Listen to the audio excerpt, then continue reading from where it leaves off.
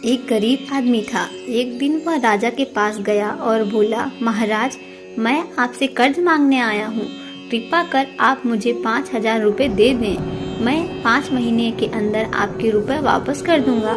राजा ने उसकी बात पर विश्वास कर उसे 5,000 रुपये दे दिए।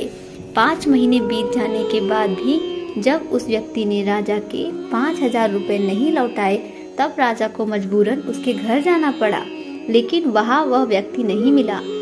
जब भी राजा वहाँ जाता, बहाना बनाकर उसे वापस भेज दिया जाता। एक दिन फिर राजा उस व्यक्ति के घर गया। वहाँ और कोई तो नहीं दिखा, एक छोटी लड़की बैठी थी। राजा ने उसी से पूछा, तुम्हारे पिताजी कहाँ हैं?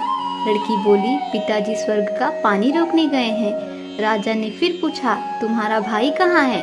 लड़की बोली, बिना झगड़ा के झगड़ा करने गए हैं। राजा के समझ में एक भी बात नहीं आ रही थी, इसीलिए वह फिर पूछता है, तुम्हारी माँ कहाँ है? लड़की बोली, माँ 1 से 2 करने गई है। राजा उसके इन उलूल जुलूल जवाब से खींच गया। वह गुस्से में पूछता है, और तुम यहाँ बैठी क्या कर रही हो? लड़की हंसकर बोली, मैं घर बैठी संसार देख रही हूँ। राजा समझ गया कि लड़की उसकी किसी भी बात का सीधा जवाब नहीं देगी, इसीलिए उसे अब उसके इन बातों का मतलब जानने के लिए प्यार से बतियाना पड़ेगा। राजा ने चेहरे पर प्यार से मुस्कान लाकर पूछा, बेटी, तुमने जो अभी अभी मेरे सवालों के जवाब दिए, उनका मतलब क्या है? मैं तुम्हारी एक भी बात का मतलब नहीं समझ सका। तुम मुझे सीधे सीधे उनका मतलब समझाओ। लड़की ने भी मुस्कुराकर पूछा, अगर मैं सभी बातों का मतलब समझा दूं, तो आप मुझे क्या देंगे? राजा के मन में सारी बातों को जानने की तीव्र उत्कंठा थी। वह बोला, जो मांगोगी वही दूंगा। तब लड़की बोली, आप मेरे पिताजी का सारा कर्ज माफ कर देंगे तो मैं आपको सारी बातों का अर्थ समझा दूंगी। राजा ने कहा, ठीक है, मैं तुम्हारे पिताजी का सारा कर्ज माफ कर दूंगा। अब तो सारी बातों का अर्थ समझा दो। लड़की बोली, महाराज, आज मैं आपकी सारी बातों का अर्थ नहीं समझा सकती। कृपा कर आप कल आएं, कल मैं जरूर बता दूंगी। राजा अगले दिन फिर उस व्यक्ति के घर गया।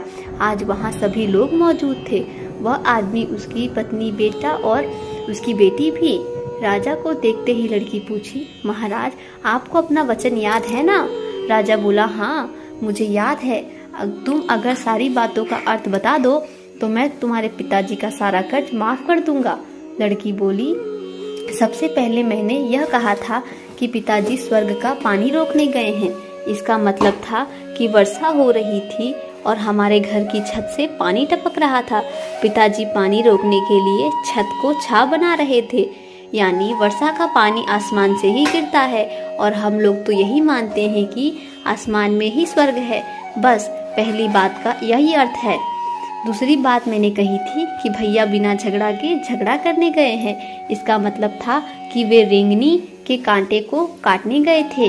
अगर कोई भी रेंगनी के कांटे को काटेगा तो उसके शरीर में जहाँ तहाँ कांटा गड़ ही जाएगा, यानी झगड़ा नहीं करने पर भी झगड़ा होगा और शरीर पर खरोंचे आएंगी।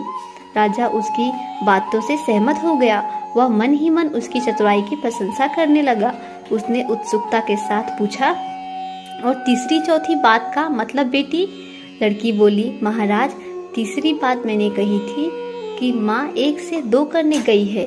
इसका मतलब था कि माँ अरहर दाल को पीसने, यानी उसे 1 का 2 करने गई है।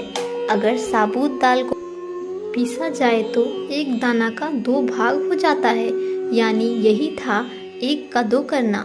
रही चौथी बात, तो उस समय में भात बना रही थी और उसमें से 1 चावल निकालकर देख रही थी कि भात पूरी तरह पका है कि नहीं। इसका मतलब है कि मैं 1 चावल देखकर ही जान जाती कि पूरे चावल पके हैं या नहीं। अर्थात चावल के संसार को मैं घर बैठी देख रही थी। यह कहकर लड़की चुप हो गई। राजा सारी बातों का अर्थ जान चुका था। उसे लड़की की बुद्धिमानी भरी बातों ने आश्चर्य में डाल दिया था। फिर राजा ने कहा, बेटी, तुम तो बहुत चतुर हो, पर एक बात समझ में नहीं आई कि यह सारी बातों को तुम मुझे कल भी बता सकती थी, फिर तुमने मुझे आज क्यों बुलाया? लड़की हंसकर बोली, मैं तो बता ही चुकी हूँ कि कल जब आप आए थे तो मैं भात बना रही थी।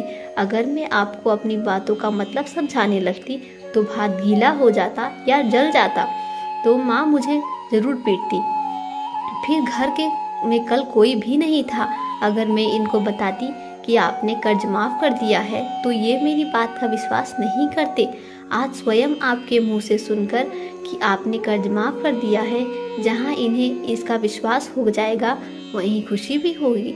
राजा लड़की की बात सुनकर बहुत ही प्रसन्न हुआ।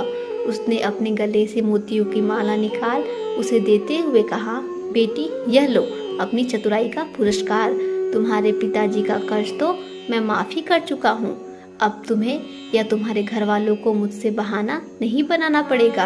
अब तुम लोग निश्चिंत होकर रहो। अगर फिर कभी किसी चीज़ की ज़रूरत हो तो बेझिझक होकर मुझसे कहना। इतना कहकर राजा लड़की को आशीर्वाद देकर चला गया। लड़की के परिवार वालों ने उसे खुशी से गले लगा लिया। अगर आप सभी को इस लड़की की चतुराई की कहानी अच्छी लगी हो तो मेरे चैनल को लाइक करें, शेयर करें और सब्सक्राइब करें। Thank you.